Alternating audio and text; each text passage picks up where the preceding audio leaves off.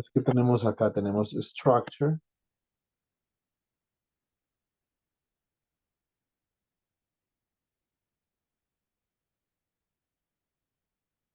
of the tensor product. Nosotros vimos en la clase de ayer, que apenas la voy a subir, vimos cuál era la estructura de un producto interno. Recuerden que cuando nosotros estamos hablando de espacios vectoriales, entonces nosotros hacemos referencia a productos internos, no productos puntos, ¿cierto? Entonces, particular case.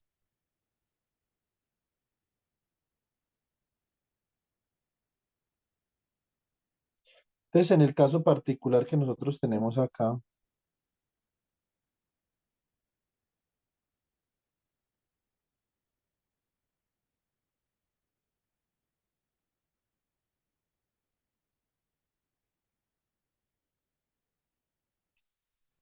nosotros vamos a considerar solamente dos espines. Lo que nosotros queremos hacer antes que tener sistemas magnéticos muy grandes, lo que nosotros queremos hacer es entender cuáles son los elementos relevantes que permiten que se forme momento magnético, es decir, que un sistema tenga magnetización.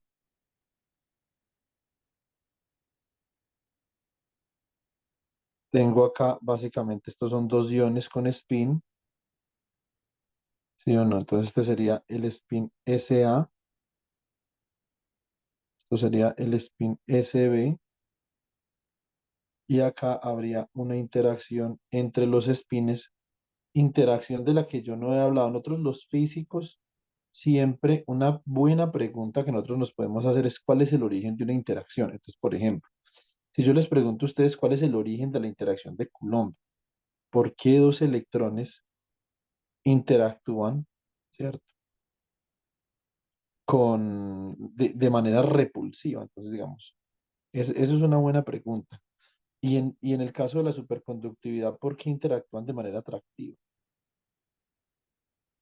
Ah, lo que pasa es que hay un fonón ahí, etcétera. Ah, listo. Entonces,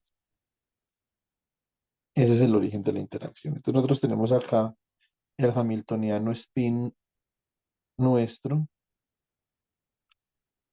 entonces es igual al valor de la interacción JB, que no sabemos de dónde viene todavía, pero eso lo vamos a averiguar. Y acá,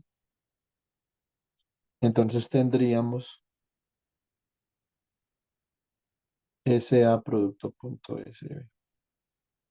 Pero nosotros sabemos que cada uno de estos spines actúa en espacios de Hilbert diferentes, ¿cierto? Entonces, where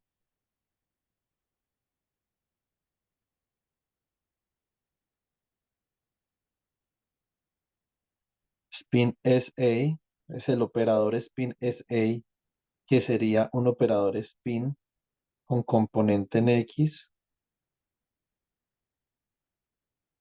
con componente en Y,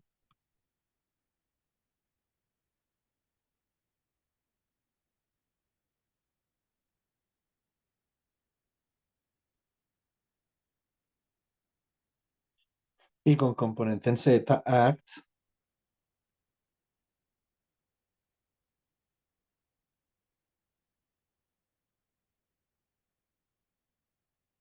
on a kit sigma A in HA. Entonces, este kit se encuentra definido en este espacio de Hilbert HA, ¿cierto? Muy bien, spin SB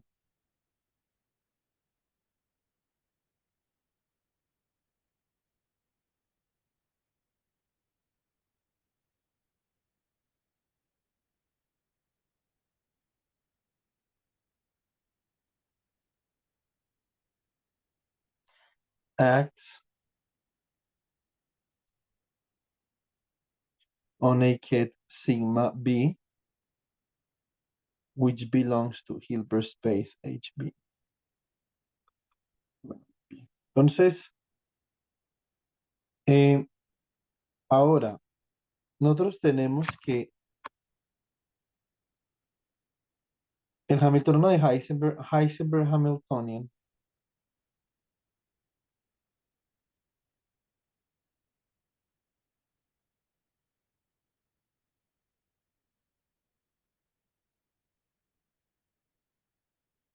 acts on the tensor product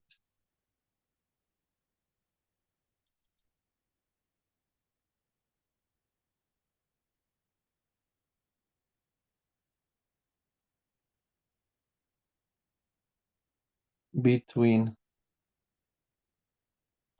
sigma A and sigma B, ¿cierto?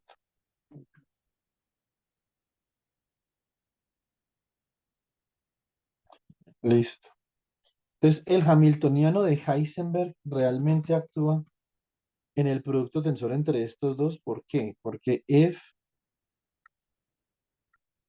operator SA is in HA and operator SB is in HB, therefore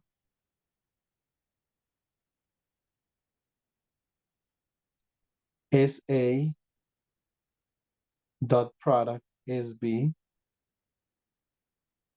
is in H, and H is defined as the tensor product between the Hilbert space for A and the Hilbert space for B. ¿Cierto? Son espacios de Hilbert aumentados los que nosotros estamos considerando. ¿Cierto? Bueno, muy bien. Entonces, tensor product for states.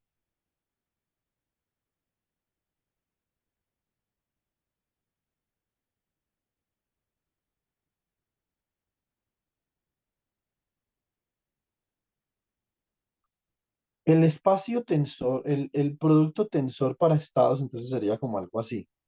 Por ejemplo, si yo tengo el producto tensor entre el estado sigma A y el estado sigma B, yo tengo que considerar acá varios casos. Recuerden que para spin un medio, entonces acá coloco spin one half.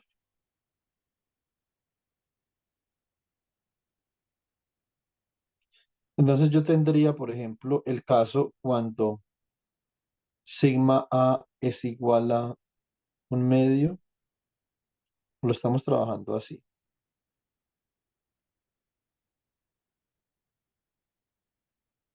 Sigma B es igual a down, perdón, a up, ambos up. Entonces acá este producto tensor, ¿cómo me quedaría? Me quedaría como el producto tensor de up en Z para el spin A con el producto, bueno, producto tensor con up en Z para el spin B. Y nos queda esta nomenclatura así, nos queda up, up. Listo. Bien. Por ejemplo, otro caso particular que nosotros debemos de considerar es este. Yo tengo una pregunta. Sí. Cuando se utiliza esa representación, digamos, digamos en el caso que fueran números cuánticos, no tendría que ir separado por un punto y coma, como Pues digamos, eso depende de cómo tú lo quieras escribir. Entonces, por ejemplo, sí, esa es pero una digamos, representación, esa es una representación más formal. ok, ok, pero digamos, si yo uso esta representación, o sea, no estaría incorrecto, o sí, no, sí, No, no no, siempre y cuando tú expliques a qué te refieres, porque esta representación que yo tengo acá es bastante común. vale, Tú la vas a encontrar mucho en los libros. Entonces, siempre y cuando uno sea explícito a lo que se refiere, no hay problema nunca con la nomenclatura, pero uno tiene que especificar qué es lo que está haciendo, ¿cierto? Claro, sí. Ah, En- listo. entonces, por ejemplo, acá ya me quedaría así, Darwin, este sería app en Z, A, producto tensor con down en Z, B. ¿Y esto cómo se escribiría? Esto se escribiría como up down. Lo que yo estoy haciendo acá, chicos, es que básicamente estoy creando una base desacoplada para representar el Hamiltoniano. Ya en un momentico les voy a mostrar que esto es una base desacoplada. Listo. Ahora que tenemos aquí, entonces vamos a tener el caso cuando esto obviamente, cuando sigma es igual a down y sigma b es igual a up. Yo estoy de acuerdo con Darwin en una cosa, porque digamos Darwin ya está enseñado a un poco más de formalidad, pero cuando nosotros deberíamos de trabajar esto siempre con números cuánticos por una razón muy especial, para poderlo generalizar a dimensiones superiores, ¿cierto? Porque si nosotros lo trabajamos así, se nos va a quedar mucho más difícil generalizarlo a dimensiones superiores. Por eso ahora lo que yo voy a hacer es que yo lo voy a trabajar con la representación de números cuánticos. Pero esto simplemente es para introducir a Juan Esteban y a alguna otra persona que esté viendo el video a la notación de la mecánica cuántica de varios grados de libertad. Esto es algo introductorio, ¿cierto? Entonces acá yo tendría, por ejemplo, down en Z para el spin A, producto tensor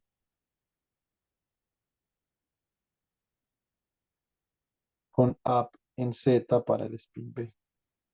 ¿Esto qué me va a dar? Esto me va a dar down, up. Entonces, como les digo, acá simplemente lo que estoy haciendo es que estoy construyendo una base. Y acá tendría sigma A igual a down y sigma B igual a down. Listo. Por lo tanto, yo tendría que down en Z para el spin A, producto tensor,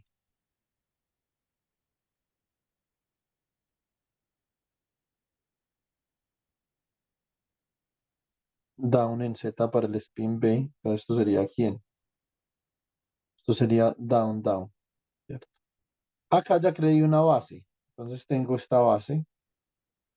Observen, esta es la base desacoplada para mi Hamiltoniano de Heisenberg.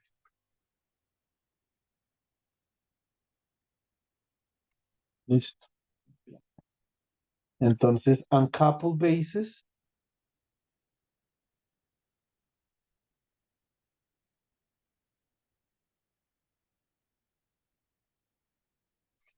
for the Heisenberg Hamiltonian.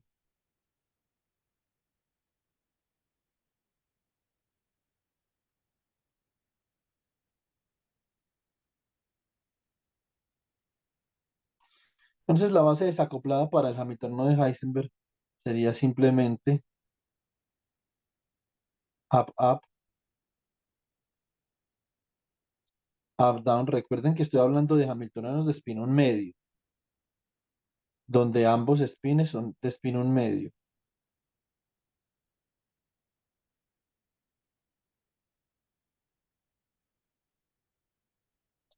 Down, up,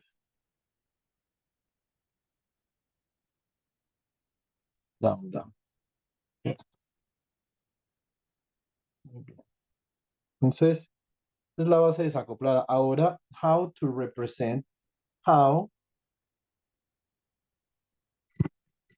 should we represent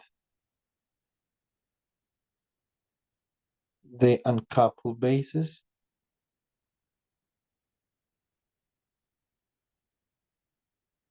Pues digamos que si nosotros como físicos de la mecánica cuántica le echamos a esto cabeza, diría yo que muy intuitivamente podemos llegar a una representación de vectores para esto, ¿cierto? Entonces, A mí me parece relativamente sencillo. Si yo, por ejemplo, digo, listo, para el caso de spin up en A, yo tengo en ese espacio HA, tengo esta representación. Para spin up en B, perdón, spin down en A, tengo esta representación. Simplemente como si estuviera trabajando en R2, ¿cierto? Para el caso de spin up en B,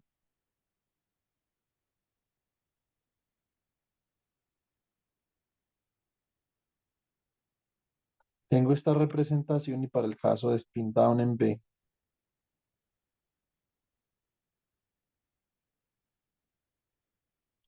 tengo esta otra representación. Muy bien. Entonces, yo me podría imaginar de alguna forma que como yo tengo dos espines y voy a aumentar la matriz con respecto al tamaño de la representación de ese A y de ese B que nosotros habíamos visto, recuerden. Representation of spin operators.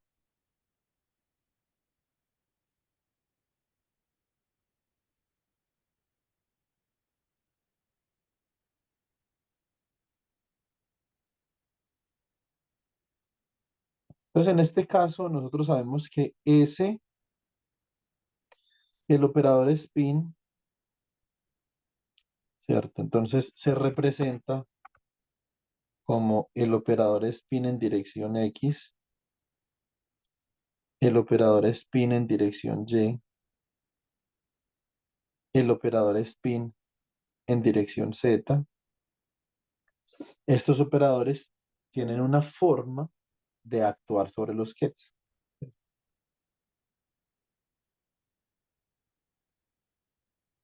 Entonces, el operador spin en dirección X, ustedes saben bien que es H barra medios 0, 1, 1, 0, ¿cierto? Donde esta matriz de acá se denomina la matriz de Pauli sigma X.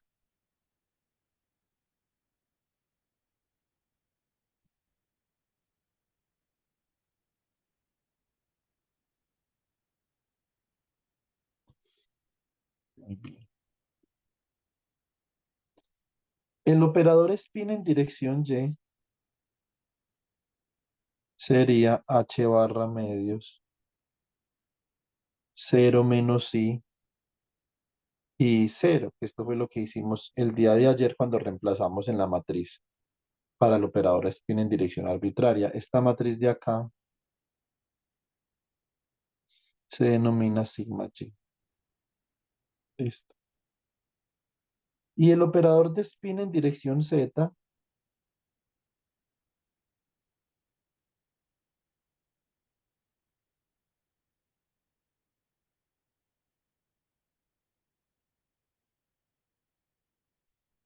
sería H barra medios 1, 0, 0 - 1. Observen que estas matrices tienen traza 0. O sea, si ustedes suman los elementos de la diagonal, la traza les da 0.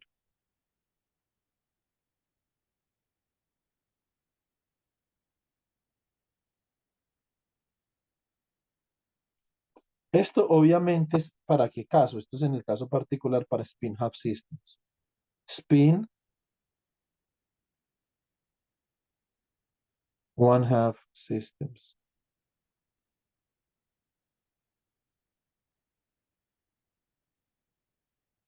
Entonces, obviamente, si estas son matrices de 2 por 2, estas matrices han de actuar sobre unos estados que sean también de dimensión 2, ¿cierto? Digamos que esto pues no resiste análisis.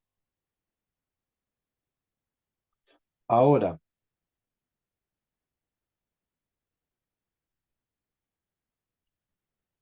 for the case of Heisenberg Hamiltonian,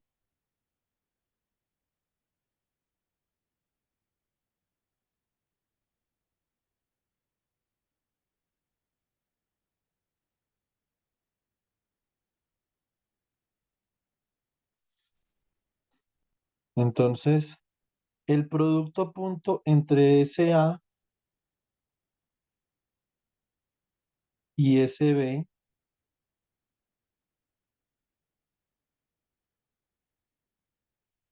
esto tiene que ser una matriz aumentada, ¿cierto? Esto tiene que ser una matriz aumentada como de esta forma: H11, H12, H13, H14, H21, H22, H23, H24, H31, H32, H33, H34, H41, H42, H43, H44, ¿cierto? ¿Qué me dice la intuición? La intuición me está diciendo que este término de acá, que sería la representación matricial del Hamiltoniano de Heisenberg, debería de actuar sobre vectores de qué dimensión. ¿Qué dicen ustedes? ¿Cuál? ¿Cuál? Sí. De 4 por 1. Sí, exactamente, de 4 filas y una columna. Exactamente. Eso es lo que me está diciendo la intuición. Entonces, my intuition, my intuition tells me that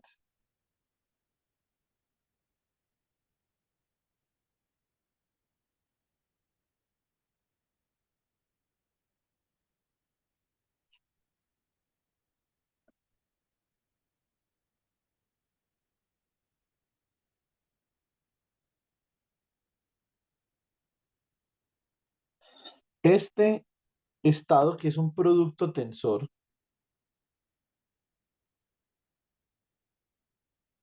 debe ser como de esta forma.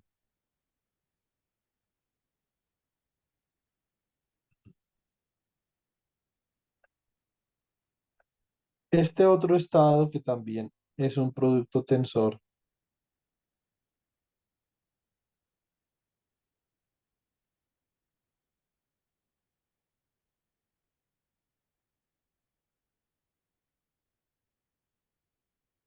debe ser como de esta forma. Este otro estado, que también es un producto tensor,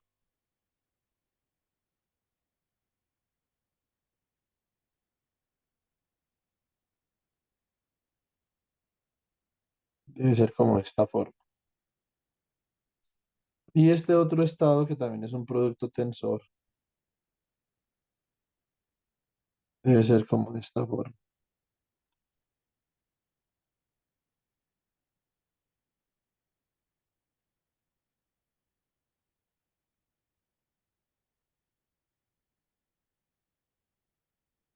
Listo.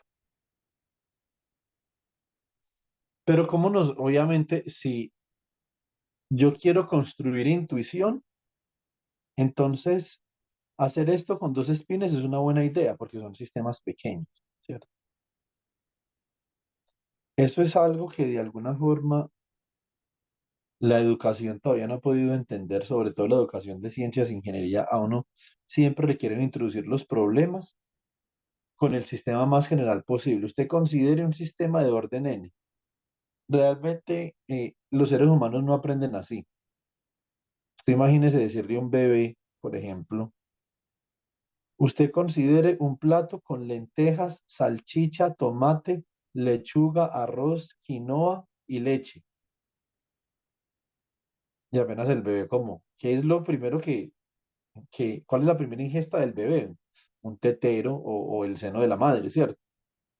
Entonces, el ser humano construye su conocimiento, es así, el ser humano construye su conocimiento de abajo hacia arriba, no de arriba hacia abajo. Entonces, por uno construir intuición es muy importante, y sobre todo Christian y Darwin, que muy posiblemente sean profesores algún día, es muy importante uno construirla de abajo hacia arriba, ¿cierto? Entonces, esto es lo que estamos haciendo, es el sistema más sencillo que nosotros podemos analizar para construir la intuición de cómo deberían ser la representación de los estados. Esta es Es la base del Hamiltoniano de Heisenberg, ¿cierto? Desacoplada.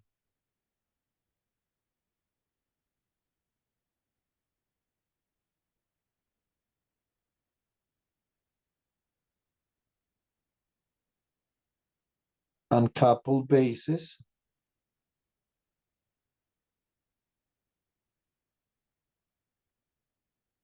for the Heisenberg Hamiltonian.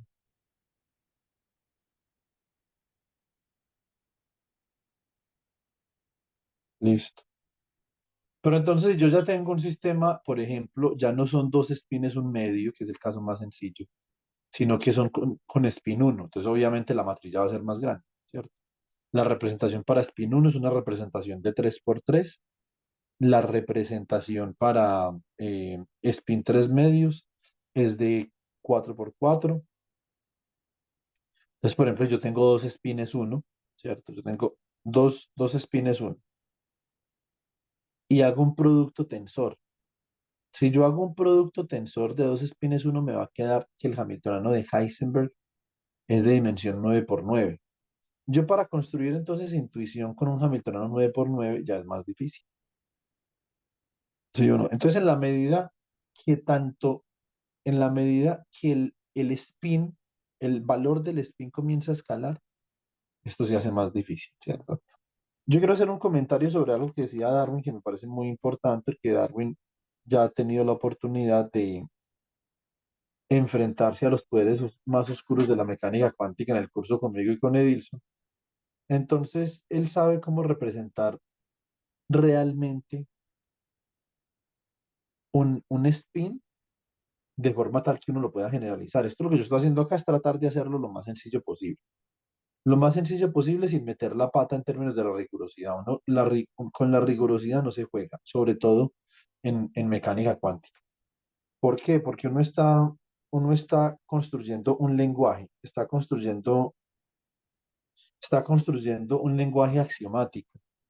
Eso es como uno decirle a un bebé cuando apenas está aprendiendo a hablar, decirle el bebé en vez de decir helicóptero dice cocótero.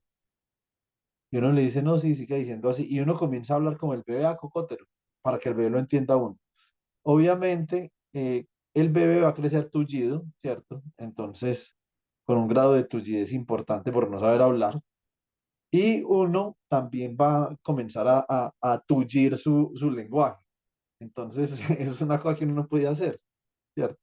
Entonces, nosotros lo que estamos haciendo acá, de alguna forma, ese es un curso que varias personas de la Universidad de Antioquia alguna vez me pidieron, porque yo les mostré unas diapositivas que yo tenía sobre un cursito que yo estaba preparando que se llama Speaking Quantum Mechanics, o sea, hablando mecánica cuántica. ¿Cómo se habla en mecánica cuántica?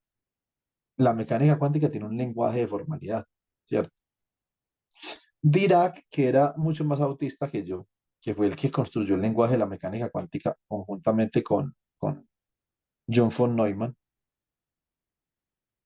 él decía que, de hecho, yo tengo esa cita en mi tesis de doctorado, él decía, los artistas y los científicos son dos especies humanas completamente diferentes.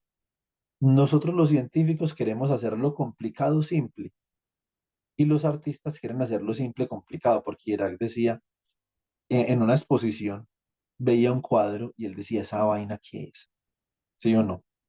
Ah, no, y entonces el artista le explica es que eso es una abstracción, ¿cierto? De la naturaleza. Esto es un león. Y Dirac decía, ¿un león? Esa vaina parece una tostada, una galleta, eso no por un león. ¿Sí o no? Y entonces ella le decía, no, lo que pasa es que yo estoy abstrayendo, digamos, el escenario. Y Dirac pensaba, pero uno, ¿por qué va a querer joder a otra persona dibujándole un león como si fuera una galleta?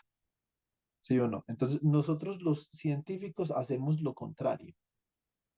El mundo, sobre todo el mundo cuántico, tiene un nivel de abstracción importante. Y lo que nosotros hacemos es que tratamos de presentarlo de forma tal que con nuestro lenguaje podamos construir intuición y conceptualización en relación a la mecánica cuántica, ¿cierto? Entonces, mm, para ello se requieren un conjunto de normas, de reglas, como por ejemplo que yo no sé mucho sobre tildes, pero por ejemplo las palabras que terminan en ON tienen tilde, ¿cierto? Todas las esdrújulas y sobresdrújulas, creo recordar que tienen tilde también, ¿sí o no? Entonces, esas son unas reglas que uno tiene que aprender para comunicarse. No hay nada más desagradable, he aprendido yo en los últimos años, que una persona que le escriba a uno una carta con mala ortografía en español. En inglés es menos desagradable, porque el inglés tiene, digamos, menos estructura que el español. El español tiene mucha estructura. Yo después les cuento la historia del español. Entonces, lo mismo estamos aprendiendo con la mecánica cuántica. Esto tiene una estructura del lenguaje. Por ejemplo, si for, for a spin half state, or for a spin state,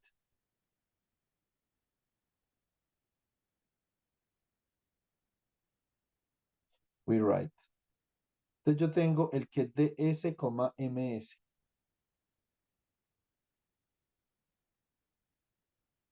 with menos S menor o igual que ms, menor o igual que S.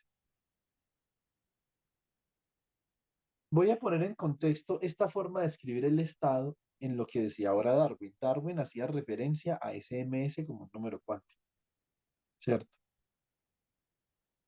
Entonces, y como yo fregué tanto a Darwin cuando estaba viendo mecánica cuántica 2 con la notación, entonces me imagino que ahorita a Darwin se le estaban subiendo los calores cuando yo estaba explicando esto de esta forma, ¿cierto? La ventaja es que Darwin y yo estamos a varios kilómetros de distancia, entonces me salvé del puño. Pero eh, la verdad es que era una introducción conceptual, pero Darwin tiene toda la razón. O sea, si nosotros vamos a escalar la complejidad para spin uno, spin 3 medios, etcétera, o para varios spins un medio, nosotros no podemos seguir haciendo eso. Porque entonces, ¿cuál es la idea? ¿Qué es lo que hablábamos ayer en clase? La idea es meterse en un computador.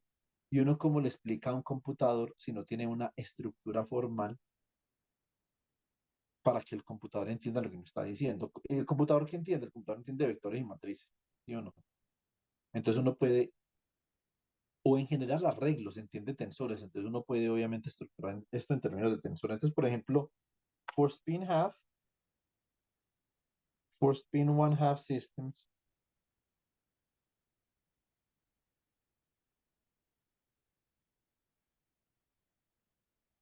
¿qué tenemos nosotros? Nosotros tenemos que S es igual a un medio, entonces se cumple que menos un medio es menor o igual a ms, es menor o igual a un medio, ¿cierto? Y de acá nosotros decimos que ms puede ser menos un medio o ms es un medio. Estos son los números cuánticos de spin.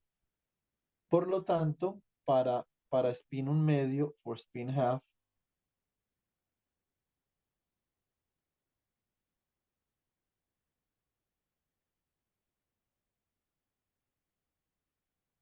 entonces nosotros ¿qué tenemos? Nosotros vamos a tener un estado que es un medio, coma, un medio.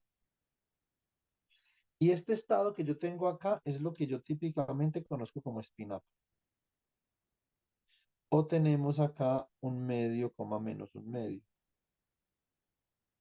Y esto es lo que yo conozco como spin down. ¿Cierto? ¿Qué pasa, por ejemplo, si yo tomo el producto tensor? Entonces, esto nosotros ya lo vimos cuando vimos bases, la base acoplada y la base desacoplada. ¿Qué pasa cuando yo tomo el producto tensor entre un medio, con un medio menos un medio, por ejemplo? Bueno, básicamente que esto queda como un estado un medio, coma, un medio, punto y coma, un medio, coma, menos un medio. Esto es la base desacoplada. Entonces estos números serían acá, esto sería por ejemplo S1, MS1, ¿cierto? Esto sería acá S2 y esto sería MS2. Y esto no es otra cosa que up-down. Pero esta forma que yo tengo acá es la forma correcta para yo escribir ese estado. Eso es realmente lo que el computador va a entender, ¿cierto? Entonces, acá voy a hacer lo siguiente. Consider the following structure.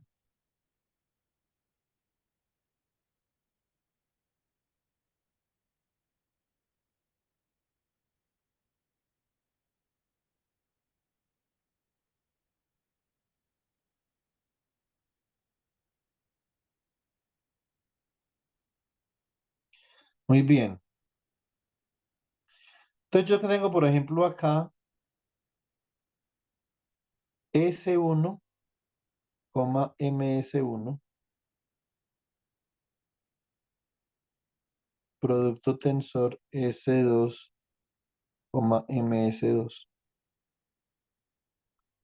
Recuerden que nosotros habíamos visto que esta base era una autobase simultánea de SZ1, SZ2, S1 al cuadrado y S2 al cuadrado. Esa era la definición de base acoplada, ¿cierto? Entonces acá, ¿qué tenemos? Tenemos que esto va a ser el que de S1, ms1, S2, ms2. Espero que Juan Esteban no se esté sintiendo como me sentí yo cuando llegué a la Universidad de Uppsala como ingeniero electrónico. Yo veía esto por ahí escrito en todas las paredes, en todos los tableros, y eso era un castigo divino. Dios mío bendito. Y yo le preguntaba a mi mejor amigo, ¿y uno por qué se va a joder con todos esos símbolos? En vez de utilizar funciones de onda. Y él me decía, con el tiempo, sobre todo en esta universidad, valorarás esta notación que se llama la notación de Dirac. Tenía razón. Y le pregunté a un amigo mío colombiano, le pregunto, venga, ¿y la notación de Dirac es necesario uno aprenderla? Uno puede hacer investigación con funciones de onda. Y me dice Juan David, lo que pasa es que el problema es que hasta el físico más huevón del mundo sabe notación de Dirac. Entonces, si usted quiere ser físico y quiere caber en esa categoría, tiene que saber la notación de Dirac. Yo después me di cuenta que eso no es cierto, ¿sí o no? Eso es absolutamente falso.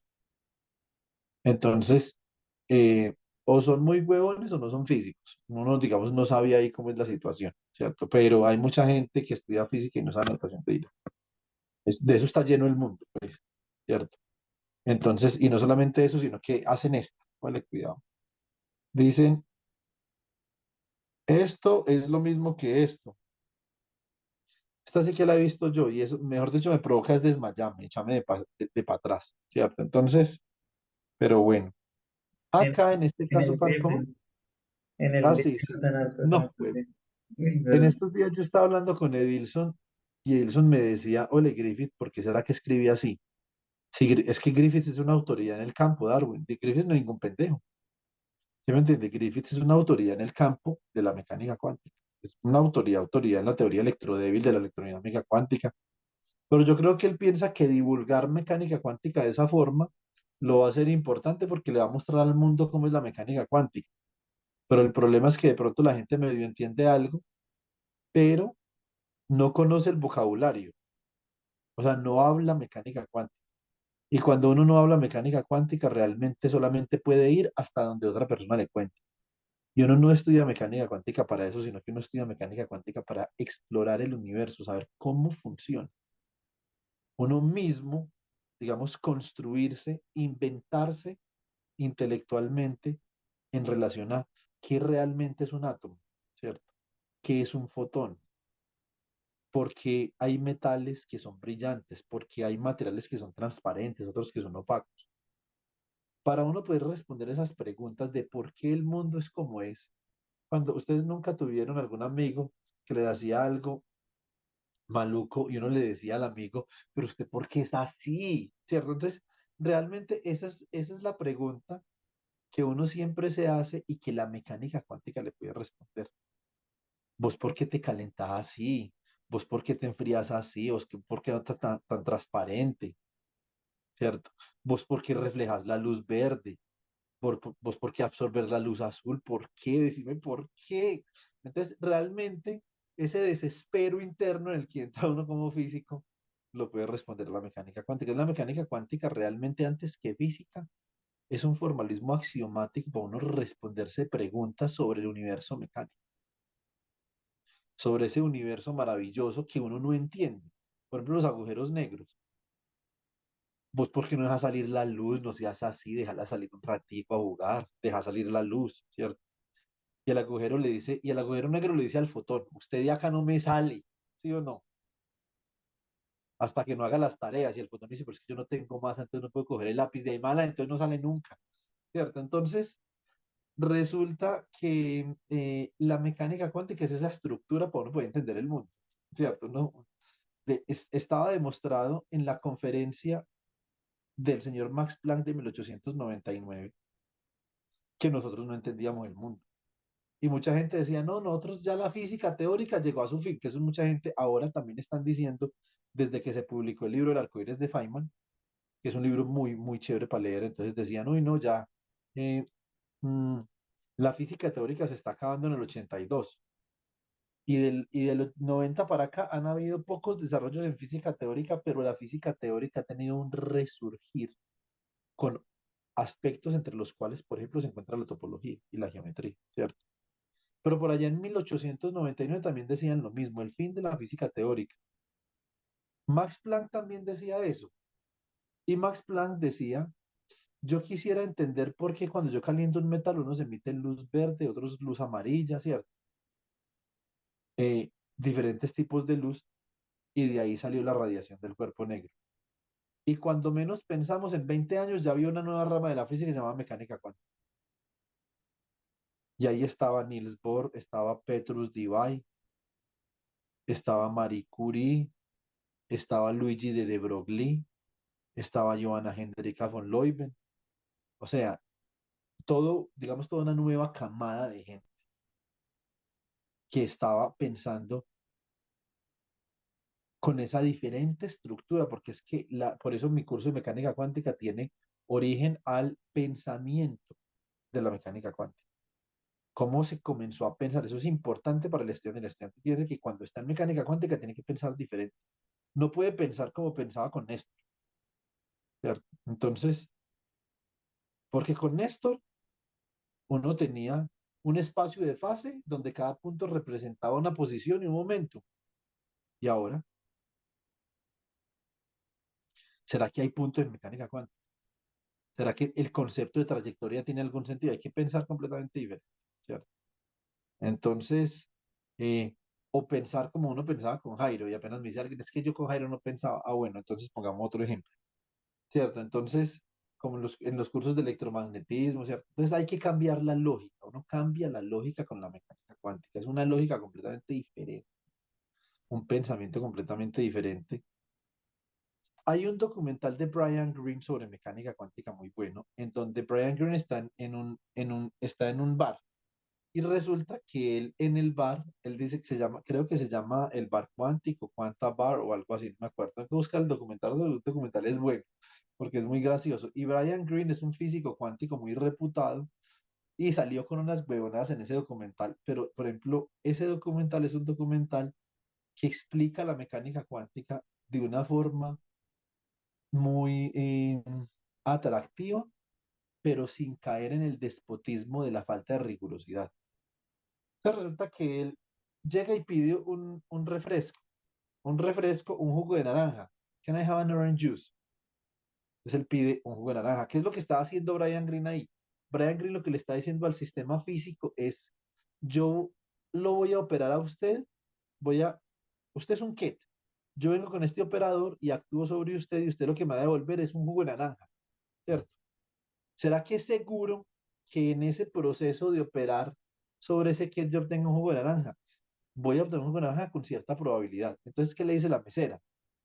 Le dice, de pronto le puede dar un jugo de naranja, de pronto, no estoy segura, pero posiblemente lo dio un jugo de naranja. Eso explica la mecánica cuántica perfectamente bien, ¿sí o no? Resulta que al man no le dan un jugo de naranja, sino que le dan un whisky, ¿cierto? Y cuando la mesera le da el whisky, ella se mira la mano como, ¿qué? No era un jugo de naranja, pues, ¿cierto?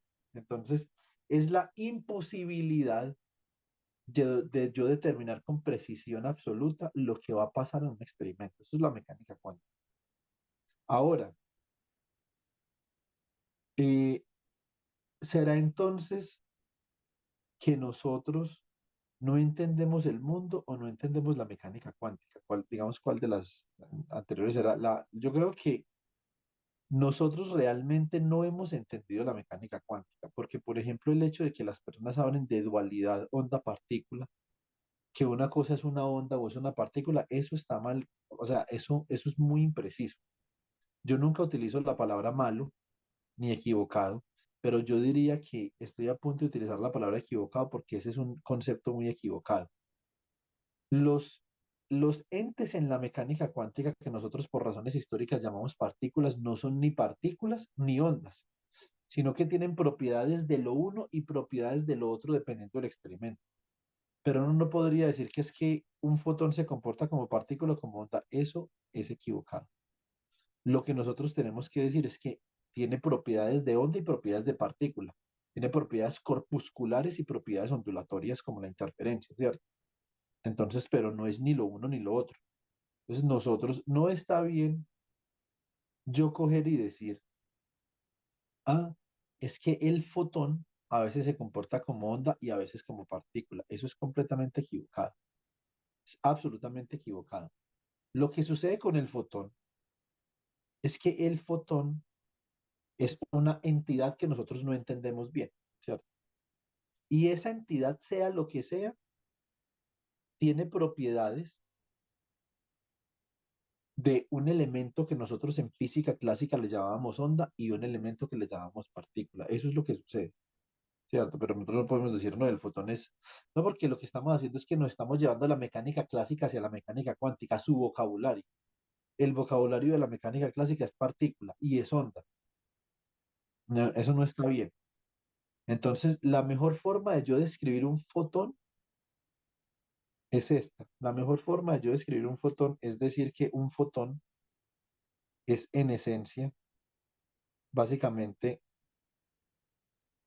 un estado que yo puedo representar así. Y esto lo que es una superposición sobre K y S, ¿cierto? Entonces acá voy a escribir lo siguiente. Yo acá voy a escribir, esto es acá la integral, por ejemplo, sobre D3R', ¿cierto? Y acá tengo phi de R', y acá voy a escribir E, ¿cierto? A la menos I, K punto R', más I omega T, ¿cierto? Por A de K, S, más phi asterisco de R' por E a la I, K punto R menos I omega T, R' por A daga de menos K, S. Realmente esto lo que yo estoy haciendo acá es que estoy superponiendo el campo. Esta es una superposición de excitaciones de un campo cuántico. Eso es lo que es un fotón. Un fotón es un campo. Y en determinada situación, yo puedo decir, en determinada situación, yo lo que puedo hacer es que puedo decir que ese campo tiene propiedades de corpúsculo y tiene propiedades ondulatorias. Pero para eso hay que saber hablar mecánica cuántica. ¿Sí? Entonces digamos que ese es el punto importante. Entonces, esta base que yo tengo acá,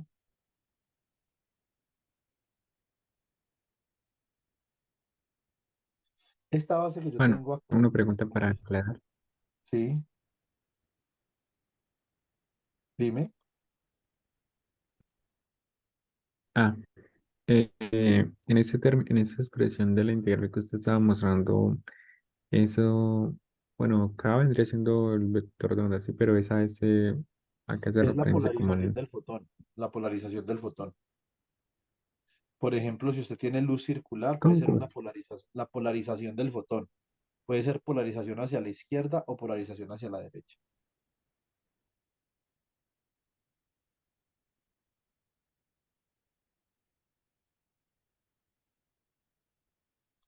¿Sí me escuchaste? No, me está fallando, pero tranquilo, ya, creo que sí. O sea, se Es cortó la, o la polarización del fotón, ese.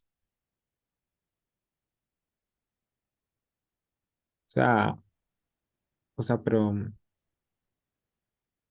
Por mm, ejemplo, ok, sí, circle, sí. circular light. Entonces, ese puede ser una polarización en esta dirección, en la dirección de las manecillas del reloj, o ese podría ser una polarización en esta otra dirección.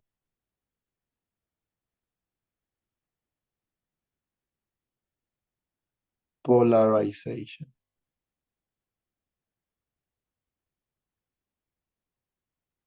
¿Ok?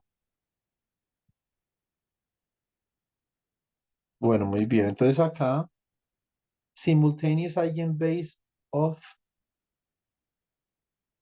S1 square es Z, es 1Z.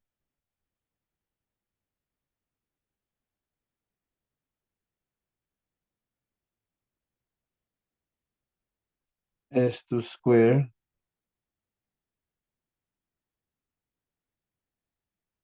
S2Z, ¿cierto? Esa es la definición de la base desacoplada. Entonces, digamos que en la anotación que proponía Darwin, yo podría decir esto. Esto podría ser, por ejemplo, un medio, coma, un medio, producto tensor con un medio, coma, un medio. ¿Esto es qué? Esto sería un medio, coma, un medio, punto y coma, un medio, coma, un medio. Esta sería mi base y esto simplemente es up, up.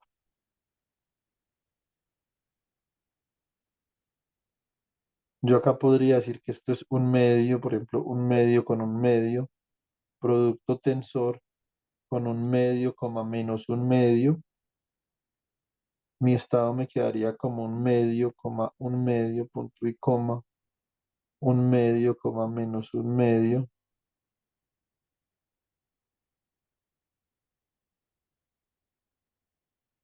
¿cierto? Esto es un medio, coma, un medio. Ahora esto es un medio, coma, menos un medio.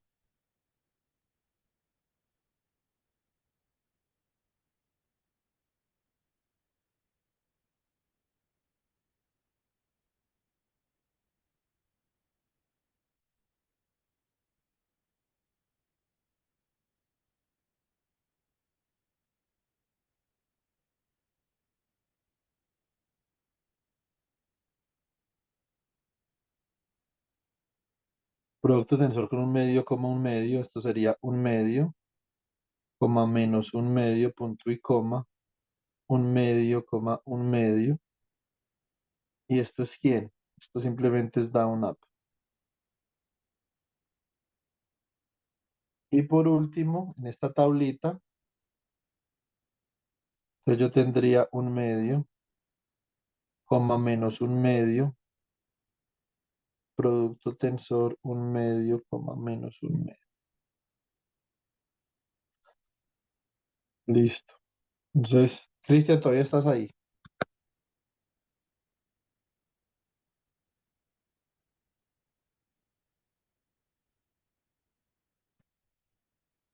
Esto sería down, down.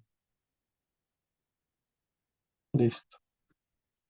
Pues esta es la forma de construir la base. Ahora, tiene que haber una forma para, a partir de esta construcción formal, definir esta base como estos vectores. Y esa es la estructura del producto tensor. Bueno, muy bien. Entonces, vamos a ver. Example.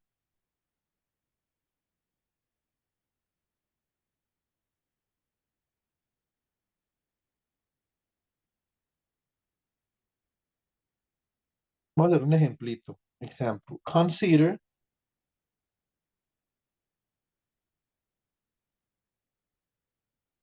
two vectors v1 and v2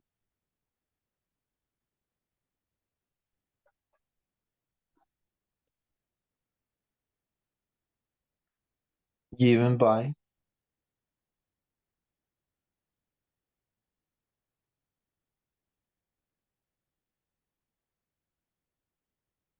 Entonces B1 es A1, B1.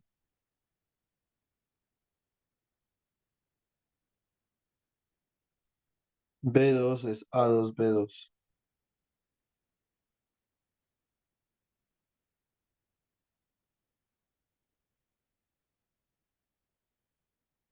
Then determine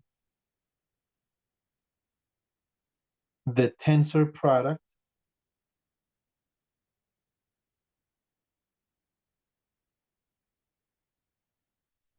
and it's, a ver, the tensor product, definamos el tensor product, the tensor product V equal to V1 tensor product V2 and the dimension of the tensor product.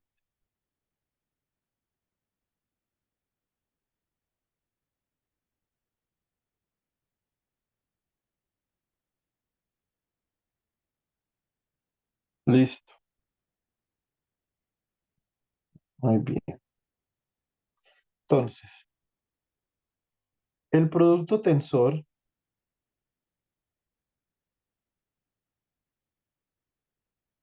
entre B1 y B2 es el producto tensor entre estos dos vectores. Entonces, esto es un producto que está perfectamente bien definido con toda la legalidad del caso en mecánica cuántica. Entonces, ¿cómo queda esto? Esto quedaría de esta forma. Yo voy a coger y voy a multiplicar a uno por cada uno de los componentes del segundo vector. Entonces me va a quedar A1 y acá me queda por A2, B2. Y acá entonces me quedaría B1 por A2, B2.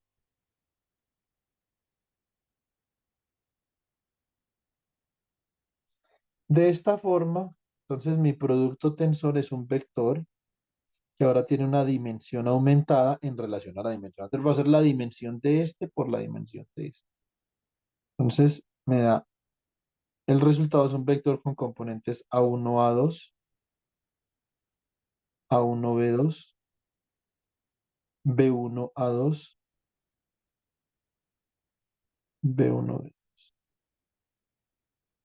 Esa es la estructura del producto tensor para un vector, where if dimension of V1 is 2 and dimension of V2 is 2, then dimension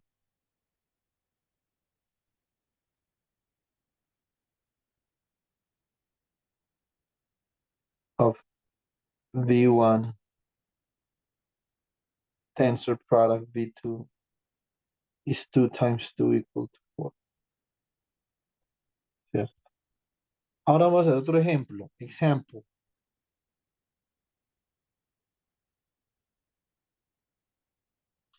Entonces acá nos vamos a meter ya en el tema en el tema de la base para el Hamiltoniano de Heisenberg. ¿Cierto? Entonces que eso es lo que hemos tratado de hacer y ya entonces culminamos con la parte matricial. ¿Cierto? La parte matricial. Ok, entonces acá, example. Given the states, o más bien escribamos así, given the spin half states.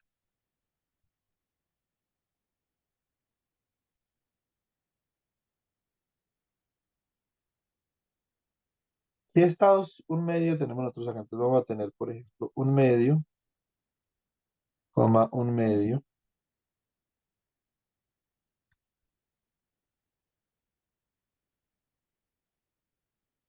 Esto es 1, 0. ¿Cierto? Tenemos un medio, coma, menos un medio,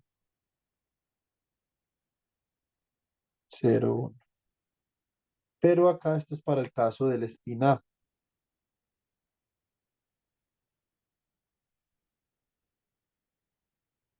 Bueno, está bien.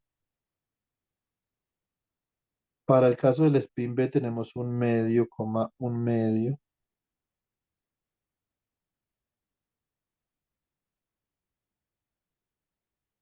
1, 0. Y tenemos un medio, coma, menos un medio, para el spin B, 0, 1. Entonces, given the spin states,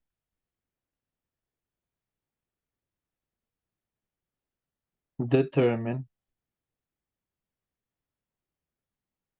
a representation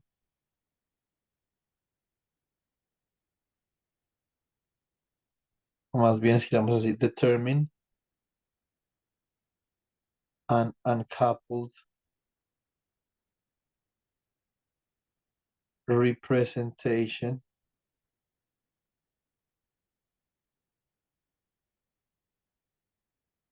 for the tensor products.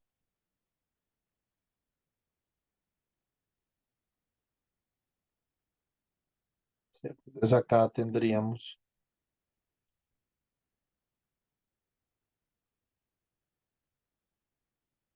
un medio en A, producto tensor con un medio en B, igual a up, ¿cierto? Un medio en A, producto tensor con un medio menos un medio en B, igual a up down.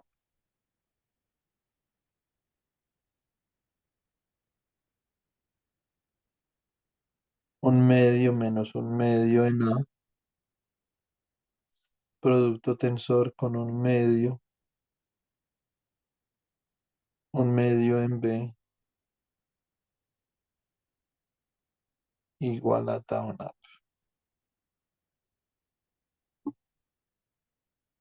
Listo, excelente.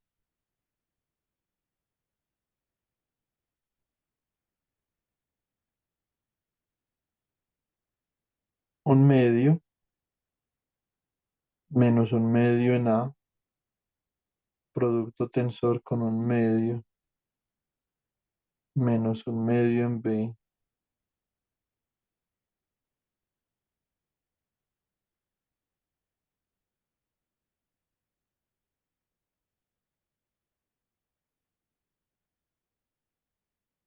igual a down down. Listo. Entonces, solution. Vamos a solucionar esto.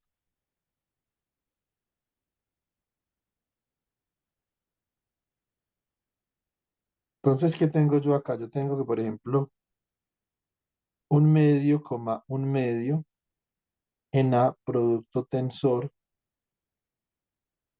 con un medio, un medio en B. Esto yo lo puedo representar como que esto sería un 1, 0, producto tensor con un 1, 0. Recuerden que esto es como algo así.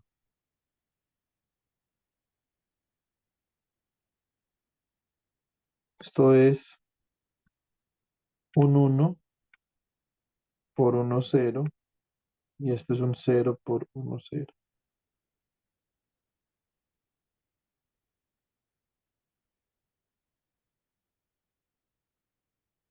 Me queda este vector acá. Venga, yo hago esto más bonito. Esto quedó como más feo.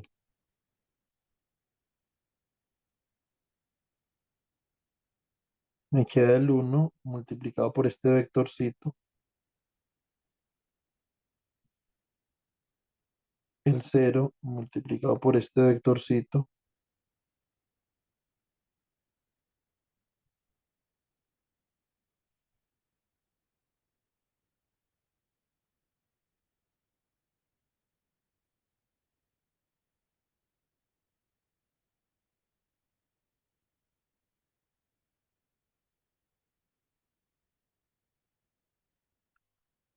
Me queda este vector y esta es la, digamos, lo que yo había construido aquí intuitivamente, ¿cierto? Bueno, muy bien.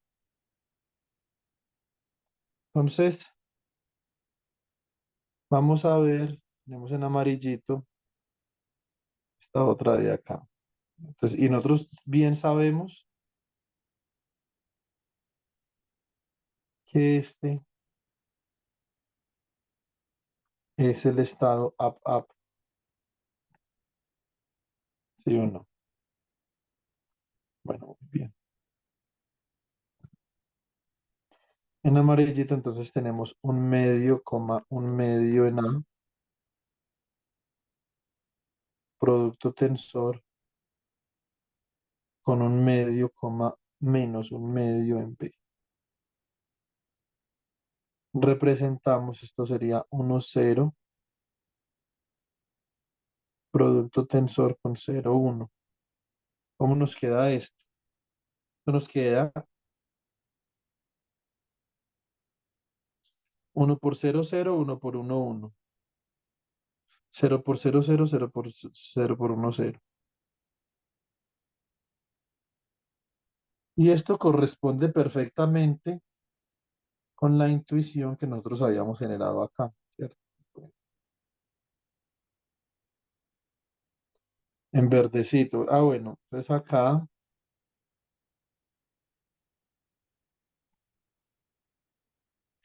nosotros bien sabemos que esto es up-down. Entonces esta es la formalidad para construir los estados a partir de un producto tensor.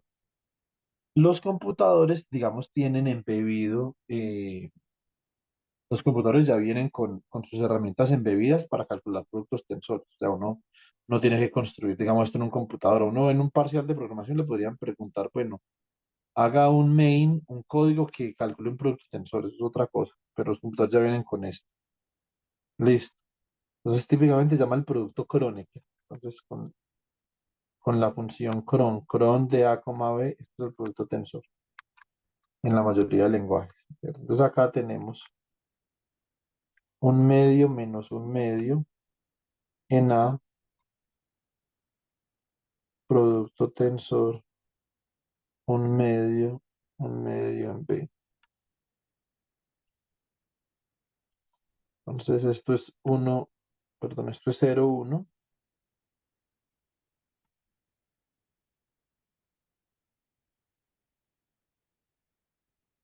Esto es 1, 0. Listo. Y acá, entonces esto es igual a quién.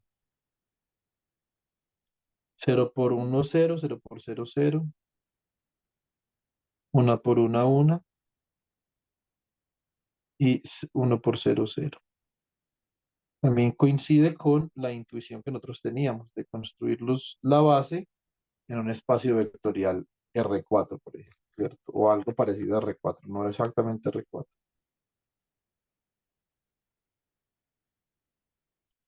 Nosotros sabemos que esta vaina de acá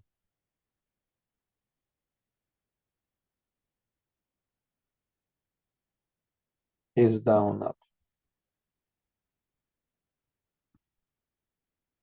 Listo.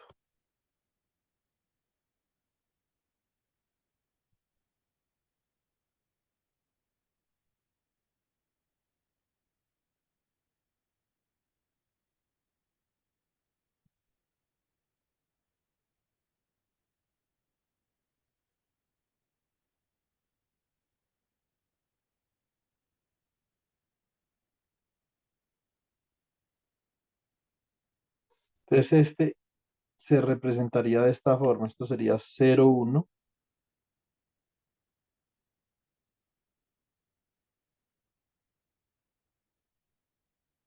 0, 1. Y esto es 0 por 0, 0. 0 por 1, 0.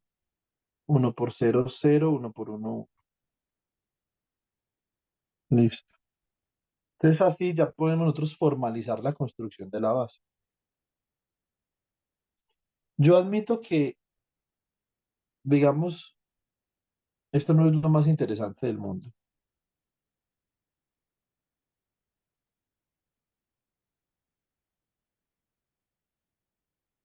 pero esto es un conocimiento necesario para yo poder resolver problemas de física. ¿Que cuál es el problema? Yo lo que quiero es saber cuáles son las autoenergías del Hamiltoniano de Heisenberg. Entonces, esto es necesario para yo poder hacer eso. Entonces ahora, para terminar, vamos a ver cuál es la estructura del producto tensor de una matriz por una matriz, ¿cierto? Entonces, tensor product between matrices.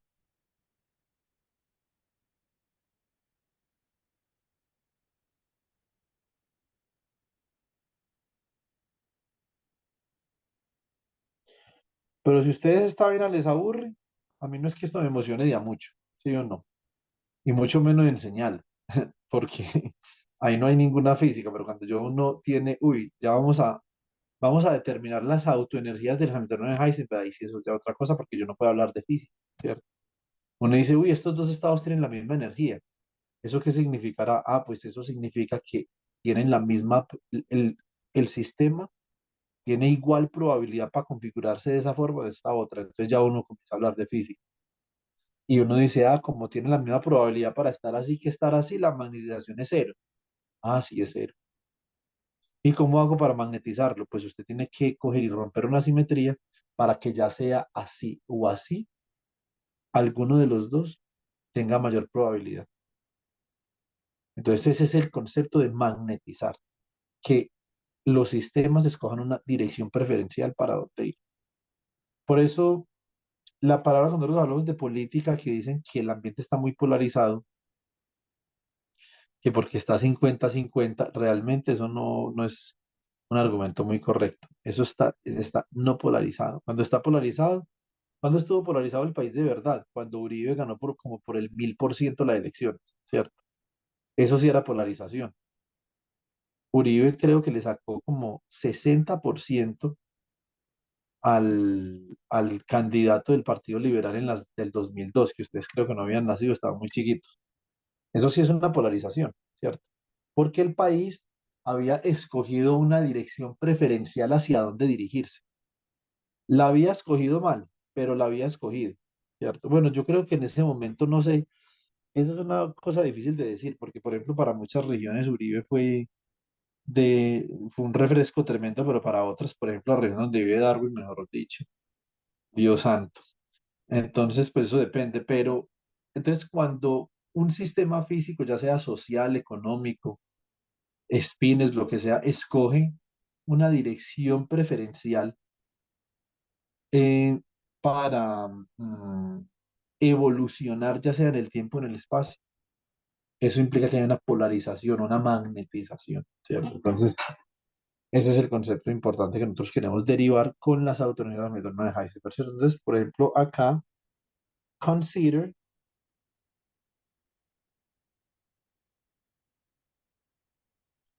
two matrices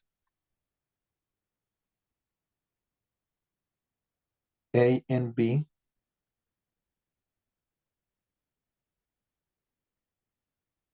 given by.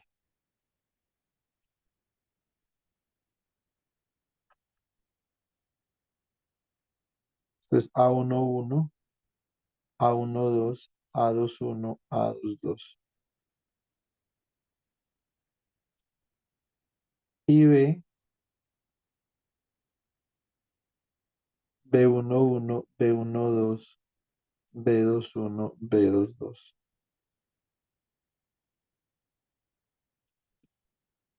Then, the tensor product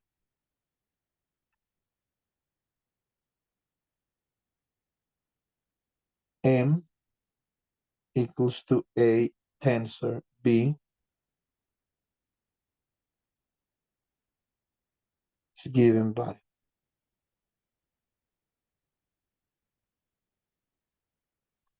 Este producto tensor que yo tengo acá sería A tensor B. Recuerden que A y B son matrices, no vectores.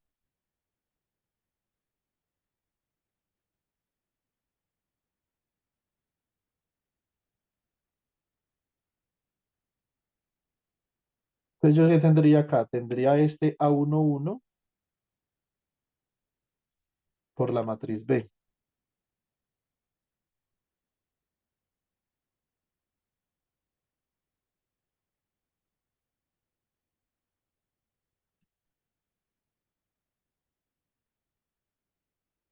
A12 por B11, B12, B21, B22. La misma lógica aplica en el caso de vectores o matrices. Acá tengo A21 por B11, B12, B21, B22.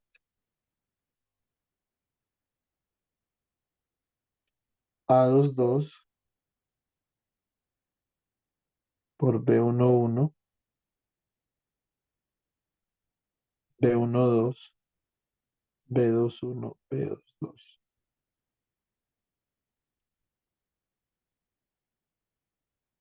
Entonces acá le tenemos la estructura del producto tensor entre matrices. ¿Cómo da esto?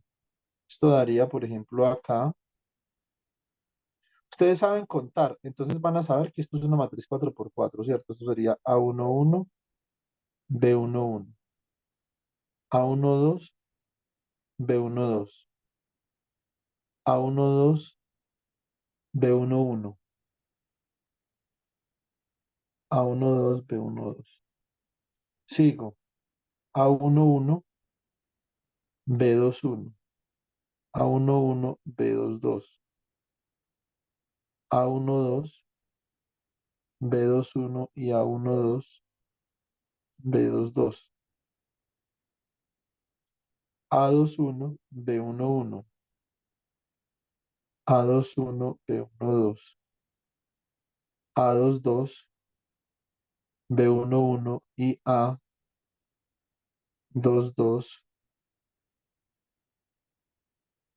B12. A21, B21, A21, B22, A22, B21 y A22, B22. Esto acá,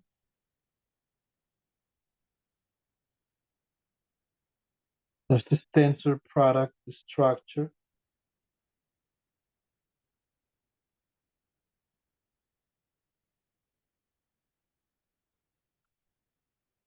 for matrices. Listo, bueno, muy bien. Entonces, ahora vamos a ver qué sucede con el Hamiltoniano de Heisenberg. Listo.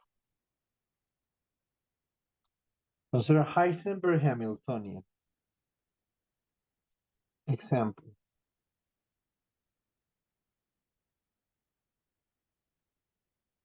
Determine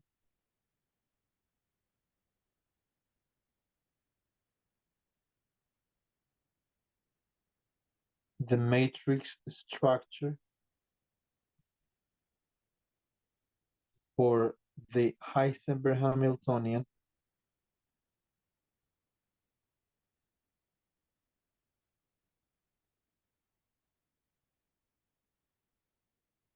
for a pair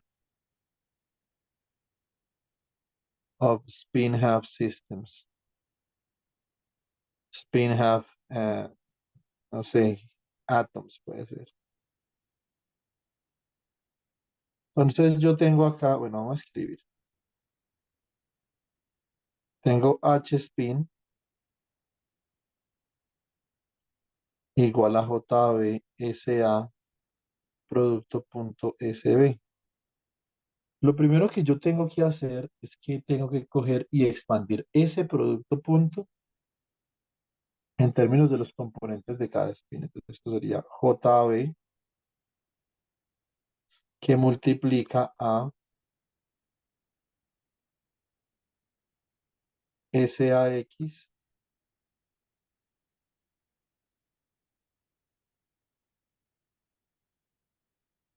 Ojo acá, producto tensor.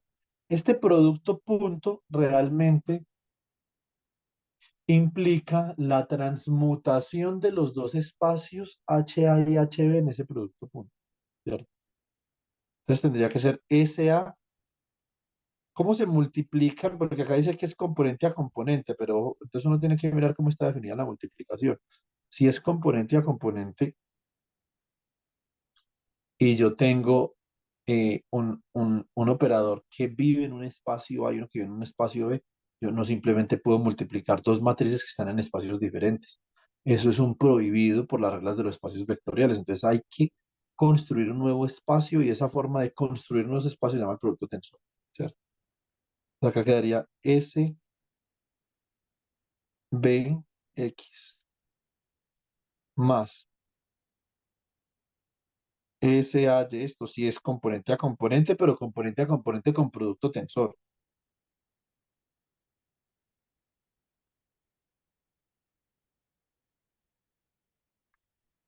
Esto es S, A, Z, producto tensor con S, B, Z.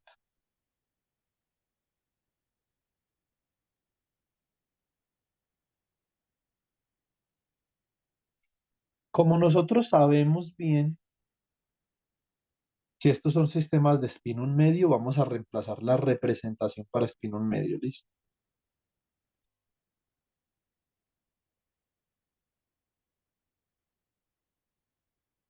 Sí o no.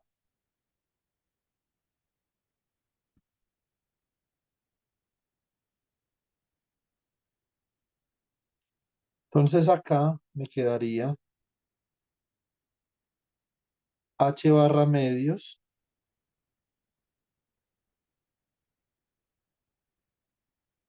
por sigma A super X producto tensor con H barra medios por sigma B super X más H barra medios sigma A super Y producto tensor con H barra medios por sigma B super Y más H barra medios sigma A super Z H barra medios sigma B super Z.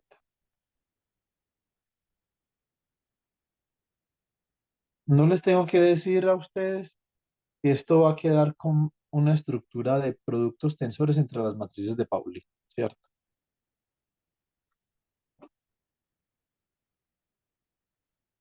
Ahora, Darwin, digamos que hablando particularmente del capítulo 3, esto es mucho material por no escribir en un capítulo.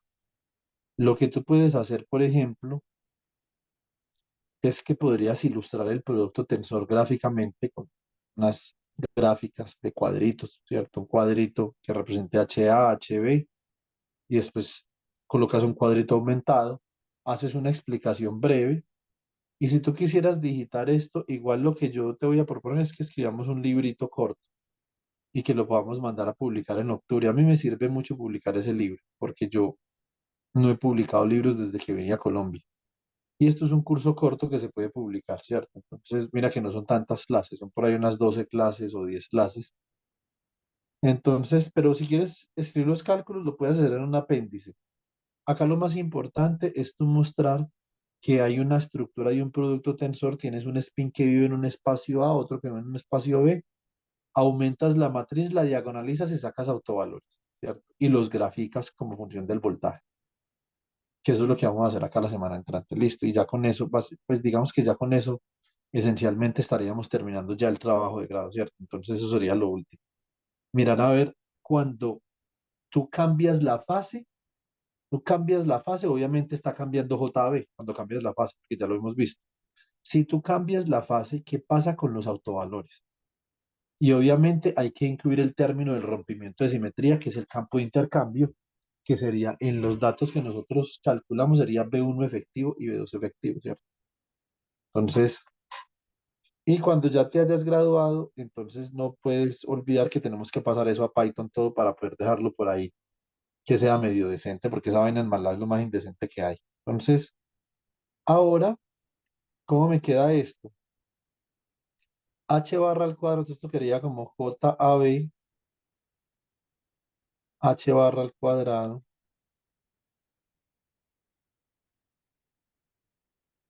sobre 4. Entonces esto sería simplemente la matriz sigma X para el spin A, producto tensor con la matriz sigma X, más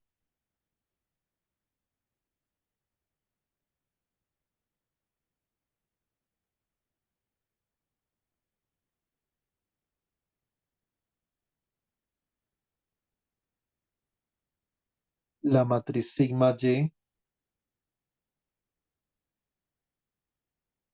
producto tensor con la matriz sigma Y, más la matriz sigma Z, producto tensor con la matriz sigma Z.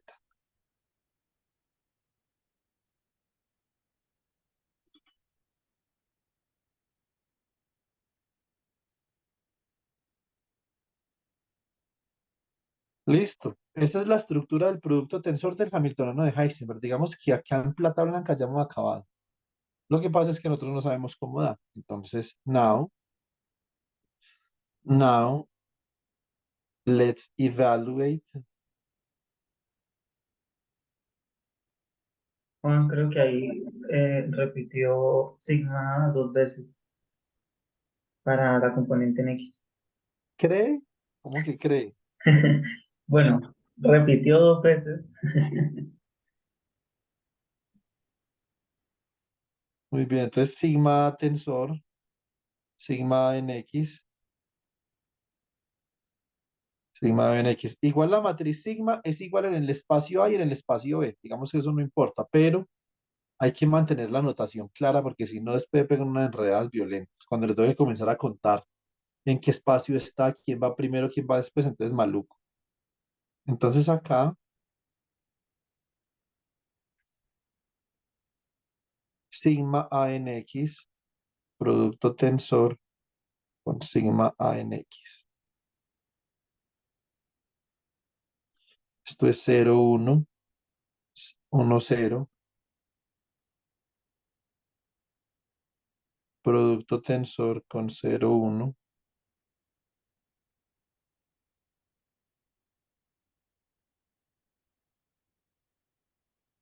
Entonces esto como quedaría 0 por 0, 0.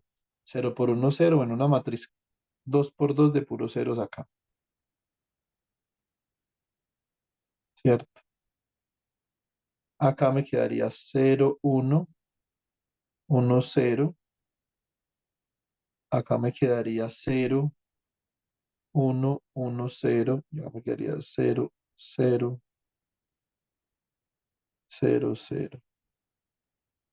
Juan, yo he visto que a veces cuando se representan, por lo menos las matrices gamma, en vez de representarse de esa forma, lo que se hace es como, por lo menos en la diagonal, hay como dos matrices 2 por 2 de cero. Entonces lo que se hace es como una especie de cero Ah, y, sí, y se colocar representa así, la como representar identidad. una especie de matriz 2 por 2 con componentes sigma, con matrices de Pauli como componentes, sí. Sí. Esta sería una forma, digamos, bueno, claro que no es correcta porque esta no es una identidad, sería acá. Sí, porque esto es parecido a una matriz gamma, entonces sería sigma X, sigma X. Listo, Sí.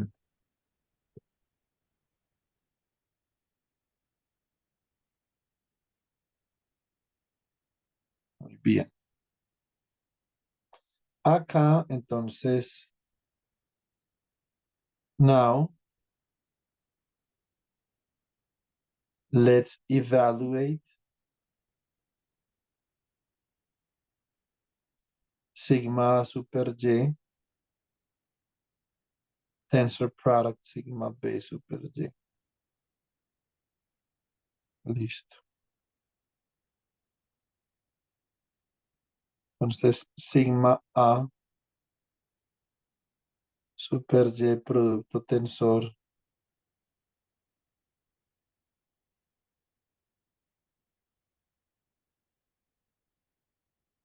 Sigma B super Y.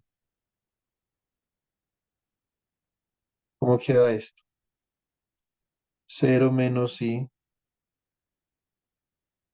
cero.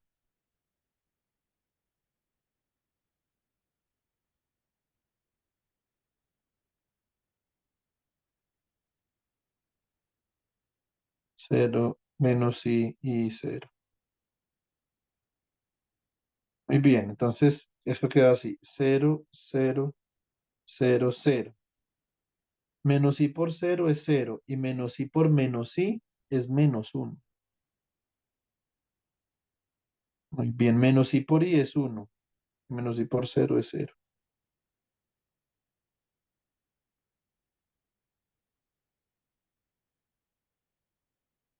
Acá quedaría entonces i por cero, cero, i por menos i uno, i por i menos uno, cero, esto es cero, cero, cero, cero. Muy bien. Listo.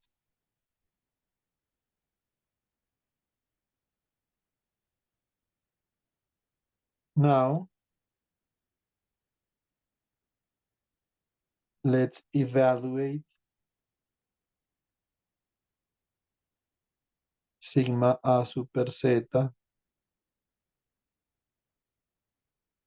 sigma p super z, producto tensor.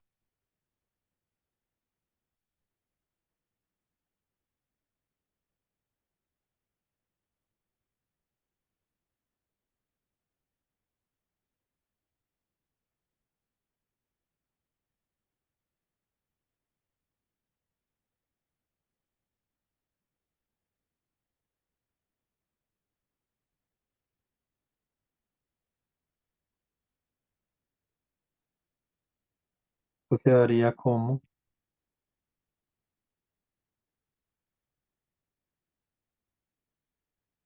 de hecho, las matrices de Dirac en la ecuación de Dirac uno las puede construir como productos tensores de estas matrices. ¿Por qué? Porque la ecuación de Dirac es un espinor que corresponde a spin up y spin down, ¿cierto?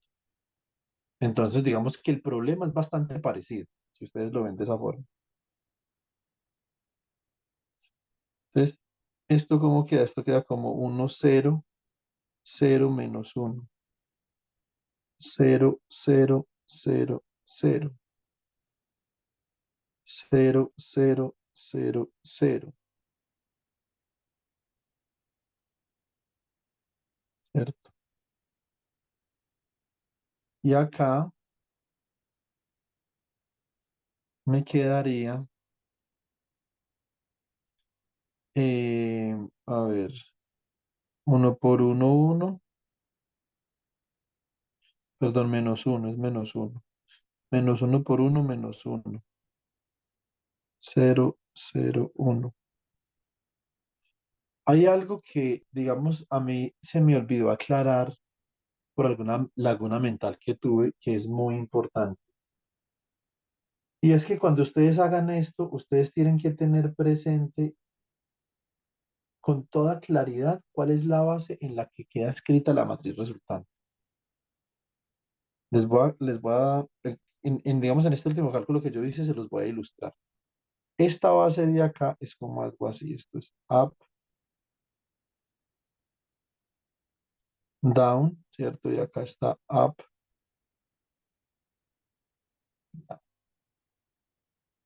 Esta de acá, lo mismo, up, down,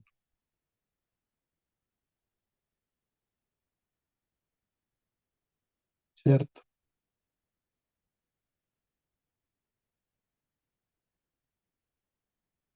Entonces, esta es la base en la que está escrita esta matriz. Eso es un tema no menor, ¿cierto? Regálenme un segundo, no me demoro.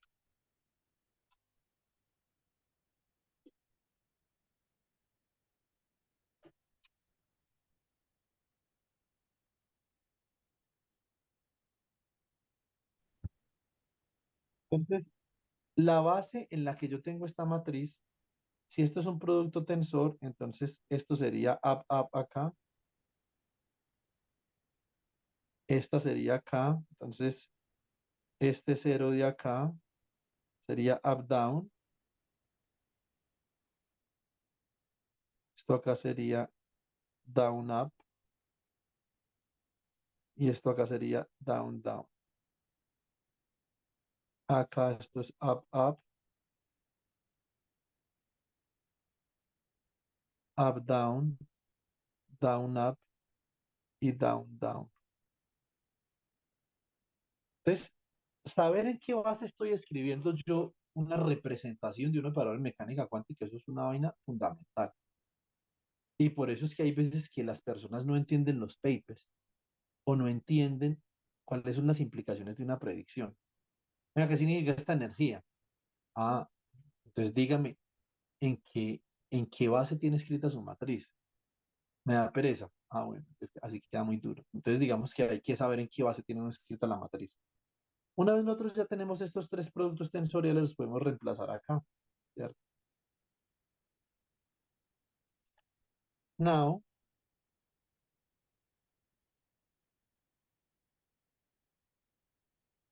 having calculated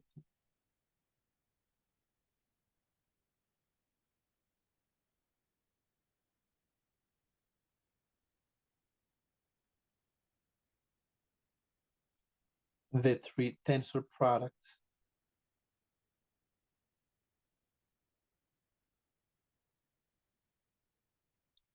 calculamos sigma super X, producto tensor, con sigma A super, con sigma B super X,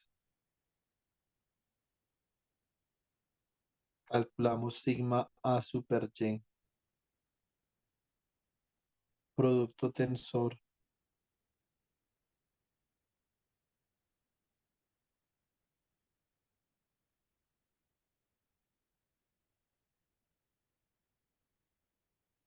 con sigma B super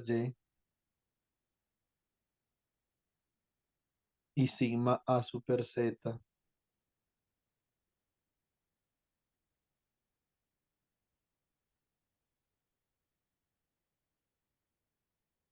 con sigma B super Z, ¿cierto? Then we replace back in the Heisenberg Hamiltonian.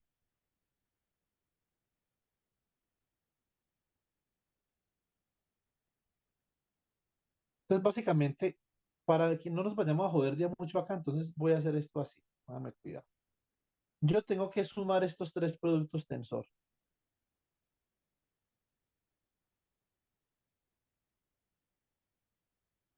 Si yo tengo que sumar estos tres productos tensor de acá, entonces yo debo de sumar esta matriz con esta matriz de acá. Esto es fácil. Entonces, uno menos uno da cero. Uno más uno da 2. Uno más uno da 2 y uno menos uno da cero. Entonces, esta suma de acá me va a producir la siguiente matriz.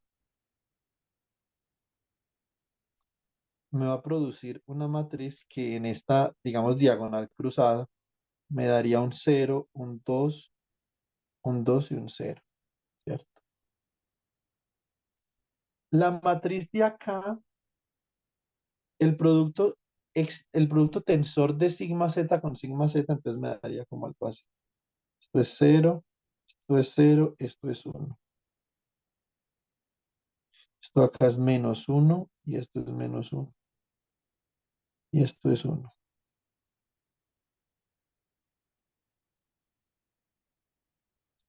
Por lo tanto, esta es la estructura matricial del Hamiltoniano de Heisenberg para un par de espines, un medio.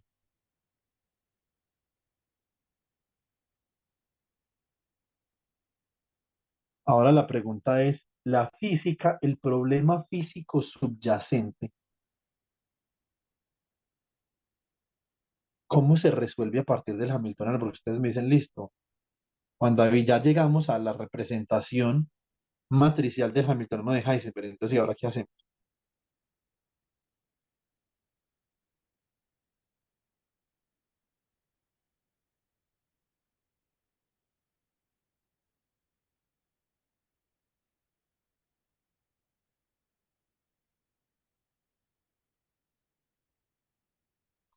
Pues bueno, realmente lo que nosotros podemos ver es que esta es una matriz que es fácil de diagonalizar, porque tiene muchos ceros, es una matriz muy dispersa. Básicamente lo que habría que hacer es que habría que diagonalizar este pedacito de acá. ¿Sí o no? Muy bien. Entonces, nosotros, a ver, si yo quiero hallar los autovalores de esta matriz, entonces voy a trabajar con h barra igual a cero por h bar, perdón, igual a uno, equal to one, then the eigenvalues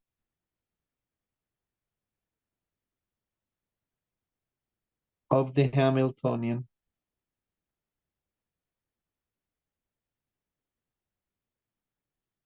can be derived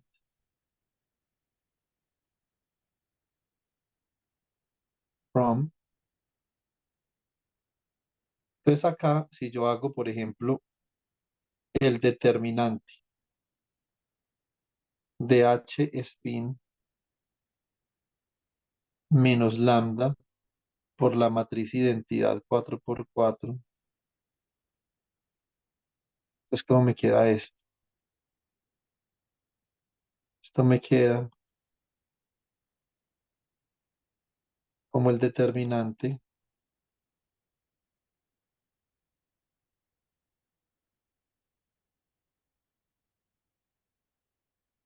como el determinante de quién. Entonces esto sería como algo así. Acá, em, bueno, esperen, yo pienso cómo escribir esto, un segundo.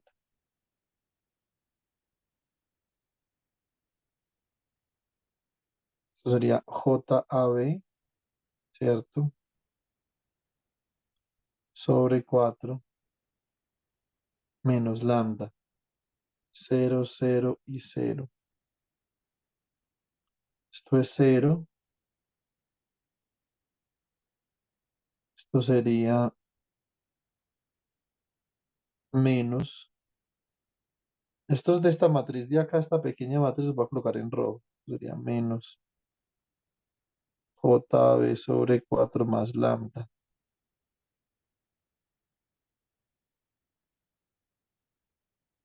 Esto sería acá JB medios, JB medios y menos JB sobre 4 más lambda. Esto acá es un 0, 0 y 0, ¿cierto?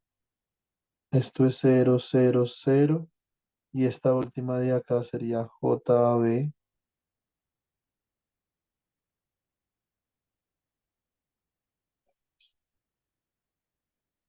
Si esto es JAB sobre 4 menos lambda. Si yo hago cero este determinante, bueno, entonces básicamente lo único que yo tengo que resolver es el determinante de rojo, ¿cierto? Porque los otros autovalores son fáciles, ahí están. Entonces acá yo así, básicamente lo que tengo es que JAB cuartos menos lambda es igual a cero. Entonces de acá yo tengo la primera autoenergía. Yo tengo una autoenergía E1 que es igual a JAB sobre 4. Y acá tengo también por este lado de acá, esta última columna, tengo JAB sobre 4 menos lambda igual a cero. tengo E sub 2 igual a JB sobre 4. O sea, acá ya tengo dos autoenergías y ya pude ver el degeneramiento del neutrón de Heisenberg, ¿sí o no? Esas dos autoenergías están degeneradas. ¿Eso qué significa? Vamos a recordar y vamos a retomar el problema de la base. ¿En qué base está escrito este chisme? Esto está escrito acá en la base up, up, up, down, down, up y down, down. Eso significa que esta energía de acá corresponde al get up, up y esta de acá corresponde al get down, down.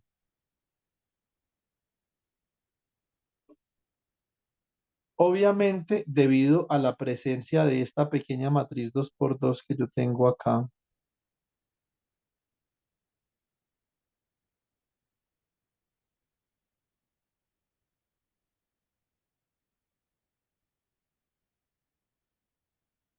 yo sé que en la base acoplada estos dos estados van a estar, pero estos dos de acá no. Van a ser combinaciones lineales de estos dos debido a que esta no es una matriz diagonal, ¿cierto? Entonces, acá lo que yo tengo que hacer es que tengo que hallar el determinante de menos JAB cuartos más lambda, ¿cierto? JAB medios, JAB medios y menos JAB cuartos más lambda igual a cero.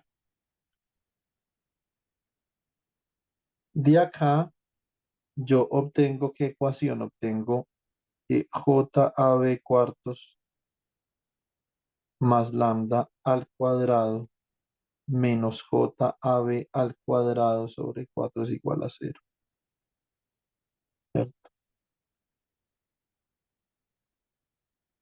Por lo tanto, JAB sobre 4 más lambda, esto es igual a más o menos JAB sobre 2. Y de acá, entonces yo tomo dos valores, entonces va a haber una energía 3 que va a ser JAB medios menos JAB cuartos. Y esto es JAB cuartos. O sea que acá ya hay un triple degeneramiento. Tengo tres energías que son JAB cuartos, ¿cierto?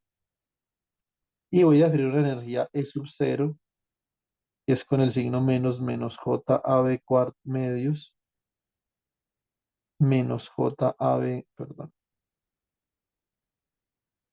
menos JAB cuartos.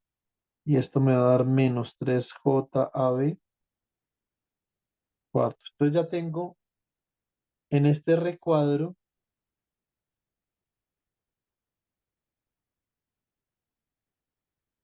puedo escribir los tres autovalores del Hamiltoniano de Heisenberg. Entonces tengo E sub 0 es igual a menos 3 JB cuartos. Y tengo un triple degeneramiento, 1, 2, 3,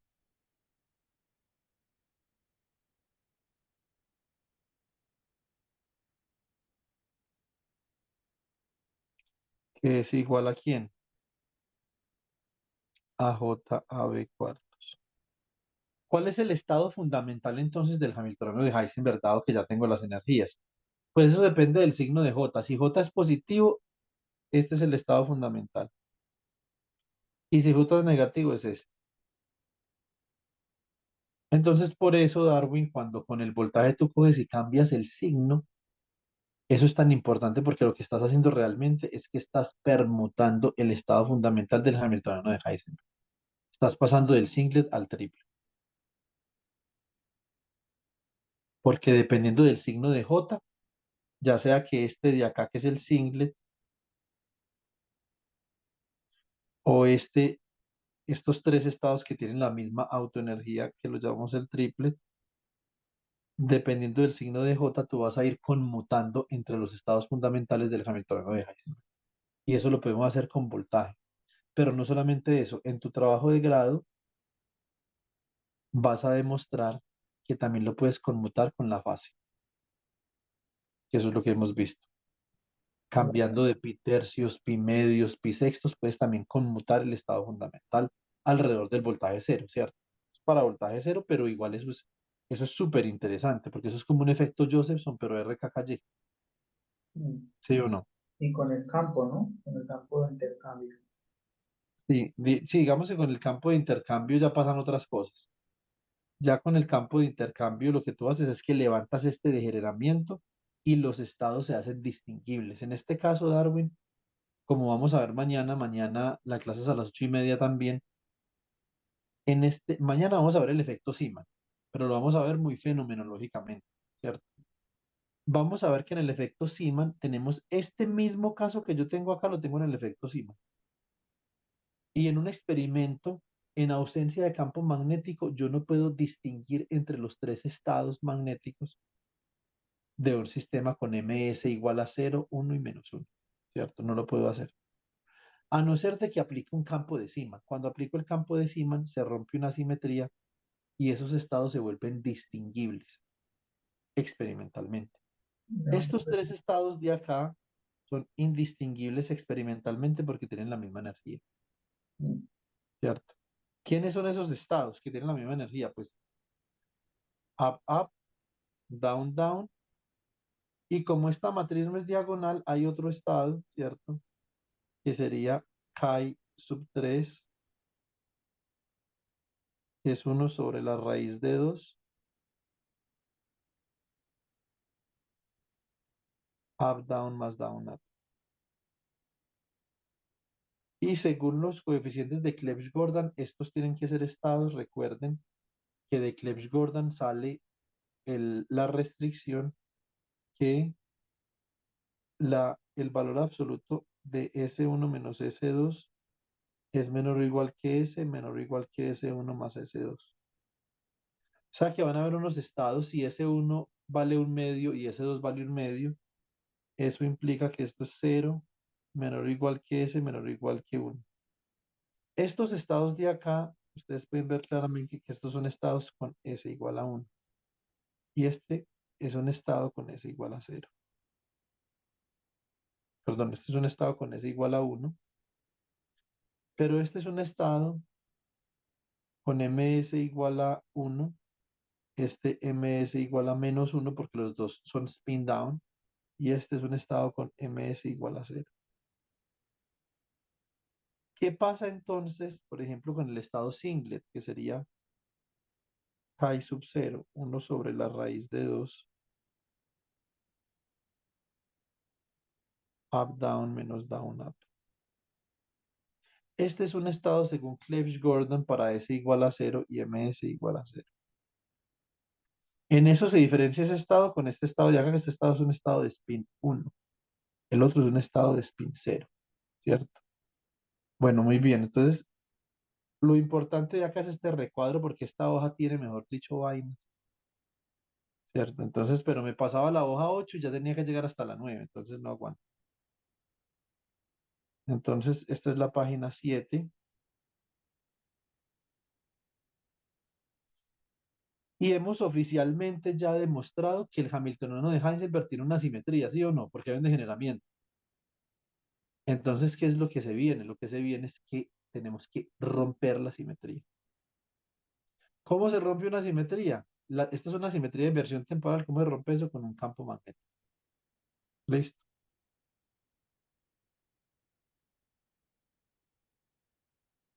Bueno, muy bien. Ahora sí ya entramos en tema. Ya esto tiene pinta de que podemos acabar algún día, ¿sí o no?